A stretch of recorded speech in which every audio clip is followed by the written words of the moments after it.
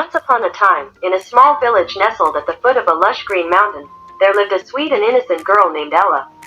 Ella had a heart as pure as the clearest spring and a smile that could light up the darkest of days. She lived with her father, John, who was a kind and hard-working man, and her stepmother, Agnes. Agnes was a woman with a heart as cold as ice. She had married John after Ella's mother passed away, and from the moment she stepped into their lives, she had made it clear that she wanted nothing to do with Ella. She was a cruel and jealous woman who couldn't stand the fact that John loved Ella so dearly. Ella's days were filled with chores and hardships imposed upon her by her wicked stepmother. She was made to clean the entire house, tend to the animals, and cook for the family, while Agnes and her own daughters, Grace and Lily, lazed around and enjoyed a life of luxury. Despite the relentless oppression she faced, Ella remained kind and gentle. She always had a smile on her face, and she never complained about the hardships she endured.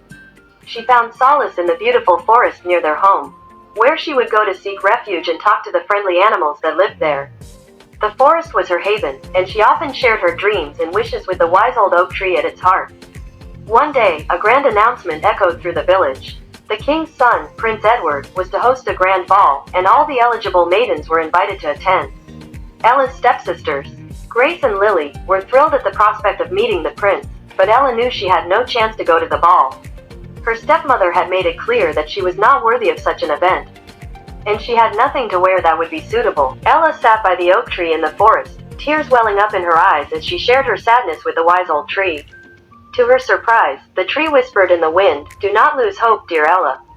Magic exists all around us, and if you are kind and pure of heart, it will find a way." With renewed hope, Ella returned home and, to her amazement, found a beautiful dress waiting for her in her room. It was a shimmering gown, more radiant than the stars, and a pair of delicate glass slippers lay at its side. Ella knew that this was a magical gift from the forest, and she felt a rush of gratitude.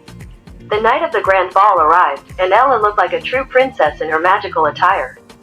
Her stepsisters and stepmother were taken aback by her beauty, and they reluctantly allowed her to attend the ball, suspecting nothing of the magic that had intervened. Ella danced with Prince Edward, and they fell in love instantly. Time seemed to stand still as they waltzed across the ballroom floor, and it was as if the world revolved around their love. However, as the clock struck midnight, Ella remembered that her magical transformation was only temporary, and she had to leave. Leaving the ball, she lost one of her glass slippers on the grand staircase. Prince Edward was determined to find the owner of the lost slipper, and he sent his men throughout the kingdom. When they reached Ella's home, Agnes and her daughters tried to fit their feet into the glass slipper, but it was too small for them.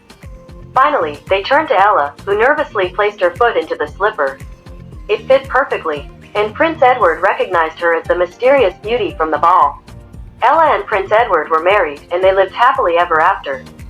Her stepmother and stepsisters were not invited to the wedding, for they had learned the error of their ways and had no place in Ella's newfound happiness.